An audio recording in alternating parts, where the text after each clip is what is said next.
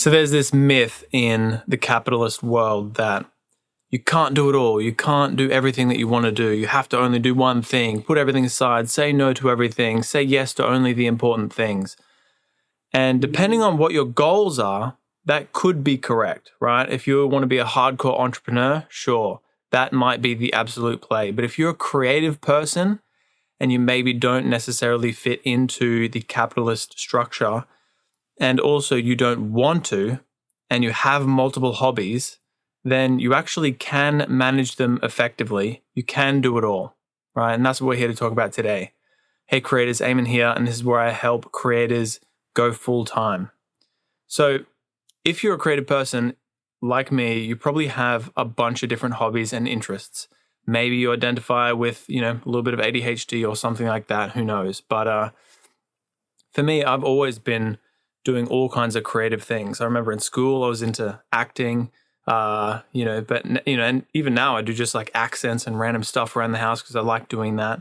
But I, obviously have a YouTube channel. I have 2 different music projects. I make dubstep and drum and bass, and I also make like cozy, like alternative pop music, right? I've had a podcast, with over 120 episodes or something. I'm kind of chilling on that for now.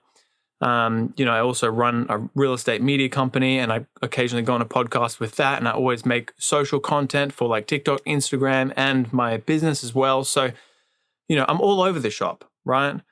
And I think you actually can do that, right? Because I am what you would call successful in terms of like I'm making a wage that I'm happy enough with that I can move forward in my life and, provide for my future family, right? But also I have a good balance that I can do all of these creative things, follow all these creative hobbies to a point that I actually enjoy them and I can grow in all of them as well. And yeah, there's just this common narrative that you can't do that. No way. You have to go all in on one thing. And again, it depends on what your goals are. Because if you want to be the world's #1 music producer DJ, it probably makes sense to go all in on that. But if you want to embrace your slightly chaotic, all over the place, like creative nature, and you actually love that and you don't want to say no to everything, then you can do it. So this is kind of what works for me. And the first big thing is obviously understanding your creative priorities. So, if you want to zoom out and actually look at, your life goals, you actually have a clear vision of the future. You have that written down, and then you can work backwards from there and move step by step to go to that vision, right? Say I've actually got a life course about this. It's only $29. You can check it out in the description. But I've got a big structure where essentially I go, cool, I want to achieve all of these particular goals by that date. And then I figure out the KPIs, like what I actually need to do on a day-to-day, week-to-week basis, I'm burpee boy, to actually get there, right? And so, for example, I have goals with my YouTube. I have goals with my 2 music projects as well. And obviously goals with my business and where I want to be financially, okay? And the key to that is having creative priorities, right? So obviously for me, I know my #1 focus is I want to make money off of my art, right? So then business comes first. So, finding clients, like working with clients, shooting for clients, making content for my business, that comes #1. And then number 2 for me, it's kind of a mix between like YouTube and then, my Cozy Guy project. It's Philzy Music. If you want to check it out, feel free. But whatever this looks like for you, essentially, you just have to choose your creative priorities and make it very clear to yourself that it's like, well, I want to work on that project, but maybe I can't if I want to, advance in that first. But at the same time, you don't have to be so hard on yourself because you can just be like, I want to work on that project, so I'll work on that project. And, my argument is there's actually a lot of benefit to having multiple creative projects because sometimes your outlet might not be exactly what you need it to be.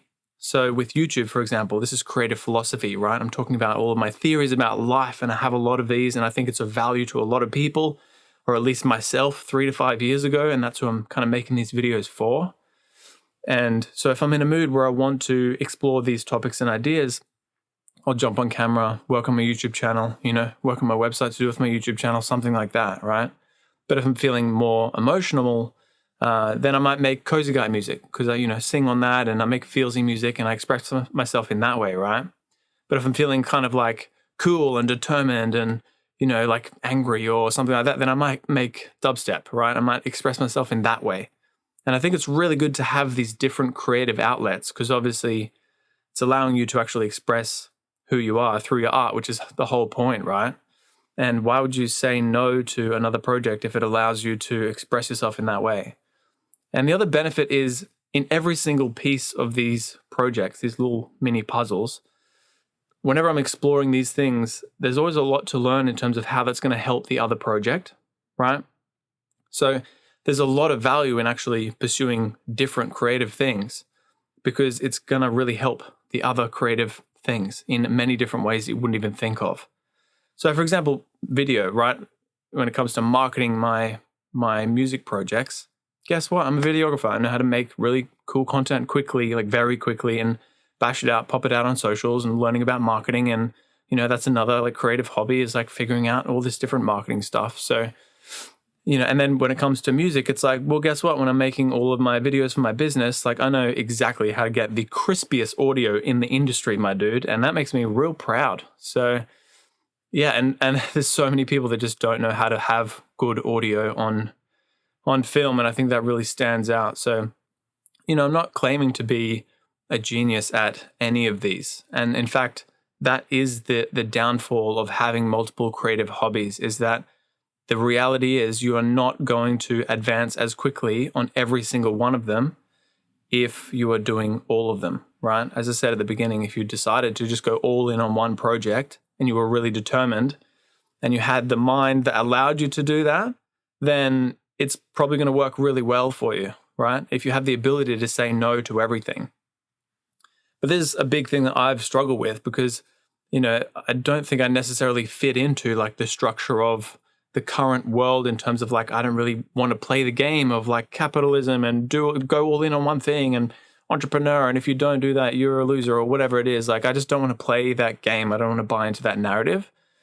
I want to do what feels right to me. And again, obviously a big priority is, setting myself up financially and making money from my art, which again, this is what I, help other people do here on this channel. And then after that, I'm like, cool, any of my free time, I'm allowed to do this creative project or that creative project. And at the very root of it, it's about fulfilling me deeply. It's not like, because if I had the goal of like, I want to be number one DJ or, the absolute best like alternative artist, then maybe I would go more all in on that. But because I'm like being creatively fulfilled and getting paid to do that, I'm happy with these just being hobbies and allowing myself to just enjoy the time that I spend pursuing these hobbies, slowly getting better at it, and doing it for me, making sure that I'm actually enjoying my time doing it. Because if you don't have that, what's the point of doing anything, right? But yeah, ultimately, if this is something you've struggled with, it's like you can challenge the narrative. You don't have to be the way that everyone on social says you have to be, cut everything and only do one thing and say no to everything. Don't hang out with your friends and all this stuff. Like you can do whatever you want, And I know people that do that and they don't even care about getting themselves set up financially, right? They're so happy just being like, cool, I'm a creative, chaotic person and I do all these creative things and they get by. They make a little bit of cash here or there from that and they do casual work and blah, blah, and they're deeply fulfilled people, right? So you don't have to play this game and you can have multiple hobbies and you can do it all. But yeah, just the sacrifice you're going to make probably is that you're not going to be the absolute best at every single one of them. But if you're okay with that, then why is that not okay? So that's kind of my rant on managing multiple creative hobbies. As I said, like if you have creative priorities and then you follow those creative priorities, depending on, again, what your goals are, as long as you have a clear goal, a step-by-step system and, to get there and weekly KPIs. Again, I've got multiple courses in the description if you want to check those out. Then you're going to make progress and you're going to feel good doing it. And you're going to feel like you're being true to yourself as well, which is also a very important thing when it comes to creativity and, being a person that might not be, your typical person, I've found anyway. So this has been really helpful for me on my journey and hopefully this has provided you with some value. So yeah, I'll see you in the next episode.